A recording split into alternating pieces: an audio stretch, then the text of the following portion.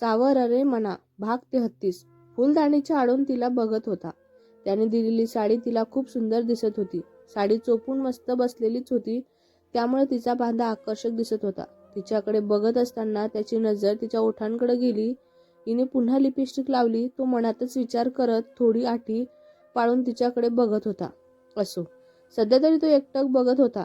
तिचा रडायचा कार्यक्रम झाला आहे त्याला तिच्या लाल झालेल्या डोळ्यांवरून समजलेलंच होतं. राणी, अजून थोडा वेळ, मग तुला रडायची संधी मी देणारच नाही, असं मनात म्हणत त्याने एक कागद घेतला आणि त्यावर काहीतरी लिहिलं आणि त्या कागदांची घडी घालून आजूबाजूला बघत एका लहान चिमुरड्या मुलीला बोलावलं.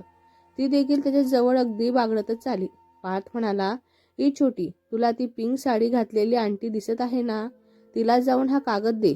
त्या छोट्या मुलीनेही तो कागद घेतला आणि तिच्याकडे एक हात केला. तो समजून गेला तिला काय हवाय ते म्हणून. त्याने एका बाजूला आईस्क्रीम घेऊन फिरणाऱ्या माणसांना आवाज देत तिला एक आईस्क्रीम दिली. तशी ती खुश होतच स्वरा जेथे जेवायला बसली होती तेथे गेली. स्वराला भूक लागली नव्हती, तरी ती रिया आणि नंदा यांना वाईट वाटू नये म्हणून बसलेलीच होती. ती अशीच घात ताटात मिसळत असताना एका लहान मुलीने तिच्या खांद्याला टॅप केलं. तशी स्वराने मागे वळून पाहिलं तर तिला एक छोटी मुलगी दिसली. पण हे काय, ती काय हातात देऊन गेली. स्वराने त्या हातातल्या कागदांकडे आणि एकदा ती मुलगी गेली त्या दिशेने पाहिलं. मग तिने तो कागद लगेच उघडला नाही.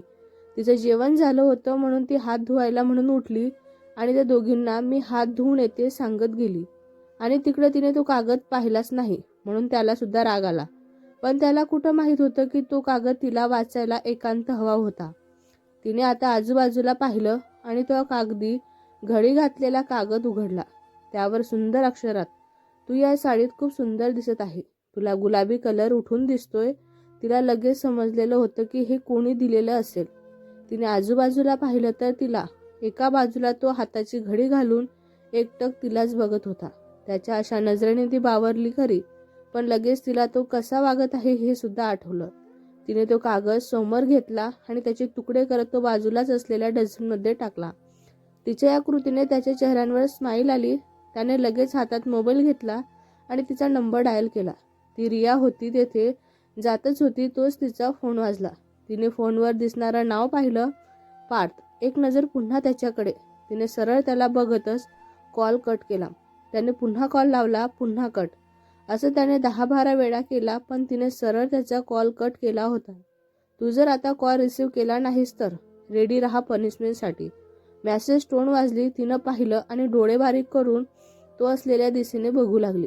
त्याने हाताच्या इशाऱ्याने फोन उचलायला सांगितलं आणि पुन्हा डोळे बारीक करून त्याच्याकडे बघू लागली. त्याने इशाऱ्याने कॉल रिसीव्ह कर असं सांगितलं. पुढील सेकंदातच तिला फोन पुन्हा वाजला. यावेळी तिने कॉल रिसीव्ह केला. पार्थ म्हणाला, जेवलीस का? स्वरा म्हणाली, का, तुम्हाला काय करायचं आहे? पार्थ म्हणाला, सगळं मलाच करायचं आहे. तो मुश्किल हसत म्हणाला. पण तिने जास्त लक्ष न देता स्वरा म्हणाली, तुम्हाला जे बोलायचं आहे ते पटकन बोला, असं म्हणत तिने त्याच्याकडे पाठ केली आणि नेहमीप्रमाणे वेणी जशी पुढं घेत तसे केसही मागून पुढं घेतले. त्यामुळे तिची गोरीपान पाळ त्याच्या समोर आली. तू जास्त गोरी नाहीस माझ्यापेक्षा, असं म्हणून तो मुद्दाम तिला चिडू लागला. अच्छा, मग जी जास्त गोरी आहे तिच्याकडे जा, असं म्हणून तिने मागे पाहिलं तर तो गालात हसत होता. तिने त्याला तोंड मुरगाळून दाखवत पुन्हा मान पुढं केली. तुझ्या पाठीवर जो तीळ आहे तो सुंदर दिसत आहे, असं म्हणून त्याने आता तिला लगेच दिलेली खुर्ची पकडली आणि त्यावर बसून पटकन तिच्याकडे बघत बोलू लागला. पण त्याचं बोलणं ऐकून तिच्या अंगावर शहारा आला. तिने पटकन केस मागे टाकले. स्वरा म्हणाली, हे बघा. पार्थ म्हणाला, काय बघू? सॉफ्ट. तो अगदी मधाळ आवाजात म्हणाला आणि इकडं त्याच्या बोलण्याने ती अजूनच चिडली. स्वरा म्हणाली, माझं नाव स्वरा आहे. हे सॉफ्ट गॉडची नावं मला द्यायची नाहीत आणि काही काम नसेल तर मी फोन ठेवते. ती रागात म्हणत फोन ठेवतच होती की पार्थ म्हणाला, डोंट कॉल अजिबात कट करायचा नाही. आता सांग मला काय झालं रडायला? तो शांत होत म्हणाला. त्याला देखील तिला जास्त त्रासात बघवतलं नव्हतं. स्वरा म्हणाली, हे तुम्ही मला विचारत आहात का पार्थ? तुम्ही असं म्हणून आता ती पुन्हा रडायला आली होती. तिची अवस्था त्याला बघवली गेली नाही. त्याने सरळ कॉल कट केला आणि तिच्या जवळ जायला निघाला. तो तिच्या जवळ गेलाच होता की रिया आणि नंदा देखील तेथे आल्या. मग त्याने लागलेच पावलं मागं घेतले. तिच्याशी वेळ काढून बोलू हा विचार करत तो पुन्हा शुभम होता तेथे गेला. इकडं सर्व पाहुणे मंडळीत जेवण झालेलंच होतं. या तिघी शुभम होता तिथे गेल्या. पार्थला बघून रियाला देखील आता रागच येत होता. सगळे चाललेले आहेत पाहून शुभमने याच वेळीच फायदा घेत फोटोग्राफरला बोलवून घेतलं.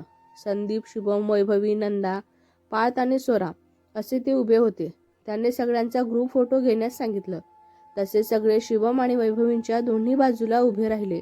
स्वरा आणि रिया वैभवीच्या बाजूला उभ्याच होत्या. तो शुभमने रियाला त्यांच्या बाजूला असलेल्या संदीपच्या बाजूला उभं राहायला सांगितलं. ती देखील लगेच संदीपच्या बाजूला जाऊन उभी राहिली. संदीप तिला बाजूला बघून थोडं लाजलाच. आता नंदा होत्या वैभवींच्या बाजूला. स्वरा देखील उभी राहिली नंदाच्या बाजूला. पार्थ लगेच संदीप बघता स्वराच्या बाजूला जाऊन उभा राहिला. पण नुसता उभा राहिला नाही तर स्वराच्या उघड्या कमरेवर त्याने मागून हात घातला. तिच्या उघड्या स्किनला त्याचा स्पर्श होताच तिने चमकून बाजूला उभ्या त्याच्याकडे मान वर करून फोटोग्राफर तिला समोर बघ म्हणून सांगू लागला.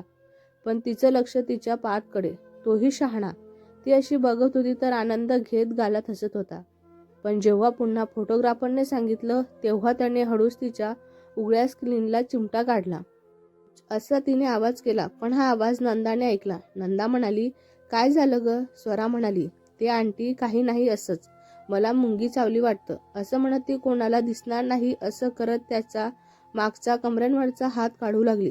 पण तो काही हात काढायच्या मूडमध्ये दिसत नव्हता. उलट तो मागूनच कमरेची तिची मऊ स्किन बोटांनी गोजारू लागला. ती आता लहान तोंड करून त्याच्याकडे पाहू लागली आणि हाव भावावरूनही प्लीज असं करू नका ना, काढा ना हात. त्याला आता ती खूपच निरागस वाटली. त्याने आता तिला जास्त त्रास न देता कमरेवरचा हात काढला. तेव्हा कुठं तिने मोकळा श्वास घेतला आणि कदाचित फोटोग्राफरने सुद्धा आता लग्न, जेवण, फोटोशूट सगळं तर झालंच होतं. वेळ सरता वैभवींची पाठवणी देखील झालीच होती. छाया पार्थच्या आजूबाजूला घुमडत होती. शुभम, वैभवीची वरात त्यांच्या घरी नाचत गाचत जाईपर्यंत संदीप पार्थ होताच. नंदा, अशोक सर, रिया आणि स्वरा हे सगळे तिकडं न जाता बंगल्यांवर परत होते. आता संध्याकाळचे 5 वाजत आलेले होते. स्वराने आता गुडघ्यापर्यंतचा टॉप आणि खाली पॅन्ट असा सिंपल ड्रेस घातला होता. रूममध्ये येताच तिने आधी चंद्रकांत आणि शरदला कॉल केलेलाच होता. त्यांची 2 कॉल येऊन गेलेले होते तिला. ती आता तिला दिलेल्या रूमच्या खिडकीत उभी होती. आज काय काय झालं त्याचा विचार करत स्वरा मनातच म्हणाली, पार्थ, तुम्ही जे वागत आहात ते खरंच तुम्हाला समजत कसं नाही? खूप त्रास होतो तुमच्या वागण्याचा. पण तुमचा जास्त वेळ रागही मी करू शकत नाही ना. इतकं प्रेम करते मी तुमच्यावर. ती मनातच त्याचा विचार करत होती. तोच मागून तिला मिठीत घेत त्याचे हात पुढं पोटांवर दिसले. तिला समजायला वेळ लागला नाही की कोण असेल. त्याच्या असं जवळ आल्याने तो शहारा अंगांवर आला होता. तो त्याची वागणूक आठवतच निघून गेला. तिने आपले डोळे बंद करून पुन्हा उघडले. ते काहीतरी ठरूनच. आणि त्याचे पोटांवरचे हात जोरात झटकून त्याच्या छातीवर हात ठेवत त्याला धक्का दिला. तो तिच्यापेक्षा उंच असल्याने आणि वजनदार असल्याने जास्त काही पण थोडंच मागे गेला होता. आता तिने सरळ त्याने घातलेल्या शर्टची कॉलर पकडली. तिचे डोळे आता लाल झाले होते. स्वरा म्हणाली, काय समजता तुम्ही स्वतःला? बोला ना, काय समजता? केव्हाही याल आणि मला स्पर्श कराल. आणि सर्वात आधी तुम्ही मला इथे का बोलवून घेतलेलं आहे? कोणत्या हक्काने बोलवलं मला सांगा. ती बोलता बोलता त्याला अगदी हलवत बोलत होती आणि तो तिच्या डोळ्यात बघत होता. पण तो काहीही न बोलता फक्त एकटक बघत आहे म्हटल्यावर तिला अजूनच त्याचा राग आला. तिने त्याची कॉलर सोडली आणि त्याच्यापासून लांब होणार त्याआधीच त्याने तिच्या कमरेत हात घालत तिला स्वतःकडे जोरात ओढलं. तिचे हात आपोआप त्यांच्या खांद्यांवर गेले होते. सोडा मला, असं म्हणून ती दोन्ही हाताने सुटण्याचा प्रयत्न करू लागली. पण त्याच्या पुढं एवढीशी ती अलगद सुटेनाशीच कशी? सोडा मला, सांगितलं ना, सोडा. तिने पुन्हा ओरडत पुन्हा प्रयत्न केला. पण त्याने सोडायचं तर दूर, उलट अजूनच तिला स्वतःच्या बाजूला ओढलं. ज्यामुळे आता ती त्याच्याकडे गेली होती. ती सरळ त्याच्या मिठीत. तिने ओढणीही घेतलेली नव्हती. आता तिला आतून काहीतरी जाणवत होतं. तिचा राग जाऊन त्याची लज्जेची किनार दिसू लागली. त्याने केलेली कृती ही त्याच्यासाठीही त्याने केलेली सहज कृती होती. पण आता जे झालं त्याने तो देखील थोडा वेगळ्याच दुनियेत गेला होता.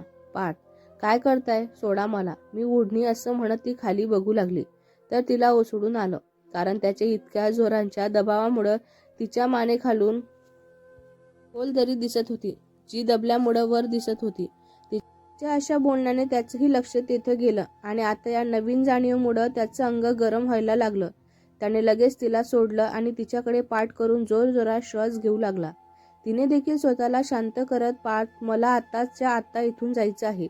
तिने असं म्हणताच त्याने तिला भिंतीला पुश केलं. पार्थ म्हणाला, तुला एकदा सांगून समजत नाही का? भेटूया पुढच्या भागात. हा भाग तुम्हाला कसा वाटला कमेंट करून नक्की सांगा. व्हिडिओ आवडला असल्यास लाईक करा, शेअर करा. नवीन असाल तर चॅनलला सबस्क्राईब करा. धन्यवाद.